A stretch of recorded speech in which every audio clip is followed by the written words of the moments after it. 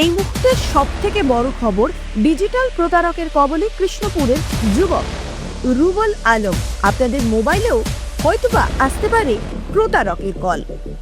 Digital প্রতারণার শিকার হয়ে নিজের ব্যাংক অ্যাকাউন্ট সম্পূর্ণরূপে শূন্য হয়ে গেল কৃষ্ণপুরের এক যুবকের। এই ঘটনাকে কেন্দ্র করে এলাকা জুড়ে ব্যাপক চাঞ্চল্যের সৃষ্টি হয়েছে। সতর্কবার্তা হিসেবে এই প্রতিবেদন আপনাদের জন্য তুলে ধরা হচ্ছে, যাতে সাধারণ মানুষ এই ধরনের প্রতারকের ফাঁদে না পড়ে। এই মুহূর্তে খুশি টিভির দর্শকদের জন্য একটি বিশেষ গুরুত্বপূর্ণ খবর। ডিজিটাল প্রতারকের কবলে পড়ে নিজের ব্যাংক অ্যাকাউন্ট শূন্য করে দিল কৃষ্ণপুরের যুবক রুবেল আলম বড় ভূঁইয়া। উল্লেখ্য, গতকাল 19 জানুয়ারি রোজ সোমবার বিকাল আনুমানিক 7 ঘটিকার সময় কৃষ্ণপুরের এক যুবক রুবেল আলমের ফোনে এক অপরিচিত ব্যক্তি কল করেন। ফোন করে ওই ব্যক্তি জানায় ভুলবশত রুবেল আলমের ফোন পে অ্যাকাউন্টে 85,000 টাকা ঢুকে গেছে। ভুলবশত ঢুকে যাওয়া টাকার কথা বলে ওই অজ্ঞাত ব্যক্তি রুবেল আলমকে বিভ্রান্ত করার চেষ্টা করে। এরপর ওই অজ্ঞাত ব্যক্তি রুবেল আলমের হোয়াটসঅ্যাপে 85,000 টাকার একটি স্ক্রিনশট পাঠিয়ে দেয়। স্ক্রিনশট পাওয়ার পর রুবেল আলম নিজের ফোন পে অ্যাকাউন্ট চেক করে টাকা দেখতে পান। টাকা দেখে সাথে সাথেই তিনি ওই ব্যক্তিকে কল করেন। কল করার পর ওই ব্যক্তি রুবেল আলমকে জানায় শায়না বেগম নামের একজনের ফোন পে স্ক্যানার পাঠানো হচ্ছে। কিছুক্ষণের মধ্যেই হোয়াটসঅ্যাপে স্ক্যানার পাঠানো হয়। রুবেল আলম সেই স্ক্যানারে টাকা পাঠানোর চেষ্টা করলে টাকা যায়। এরপর আবার ওই ব্যক্তি ফোন করে জানায় স্ক্যানারে টাকা যাচ্ছে না। তখন ওই অজ্ঞাত ব্যক্তি রুবেল আলমকে বলে 10,000 টাকা করে পাঠিয়ে দিতে। প্রতারকের কথায় বিশ্বাস করে রুবেল আলম প্রথমে 10,000 টাকা পাঠিয়েও দেন, আর সেই টাকা চলেও যায়। এরপর রুবেল আলম তার অন্য একটি অ্যাকাউন্ট থেকে আরো 5,000 টাকা পাঠান।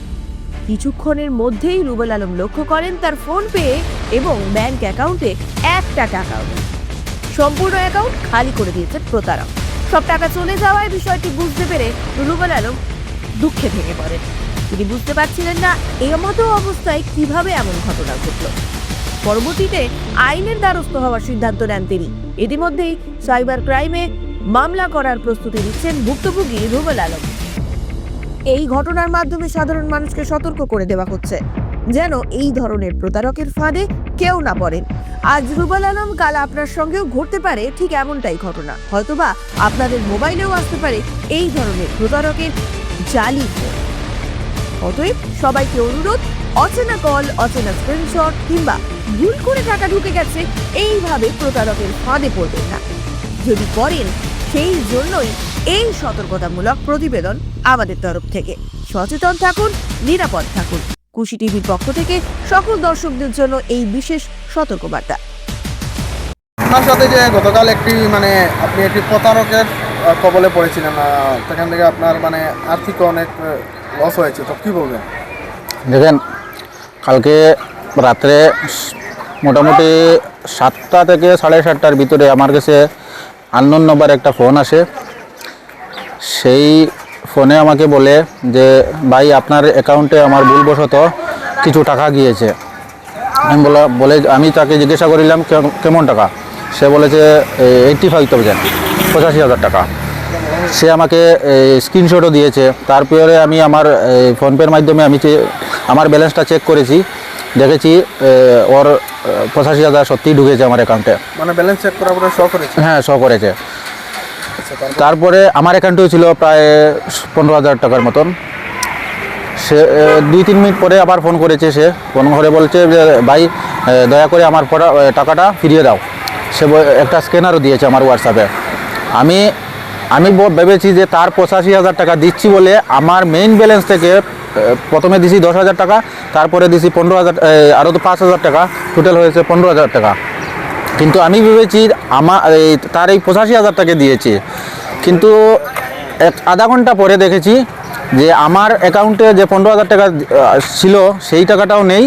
এটা তো অলরেডি আমি দিয়ে দিয়েছি। আর তার যে 85,000 টাকা শো করেছিল সেই টাকাটাও নেই। সে যে আপনাকে ফোনপের মাধ্যমে টাকা দিয়েছিল তো কোনো হিস্ট্রি নাই।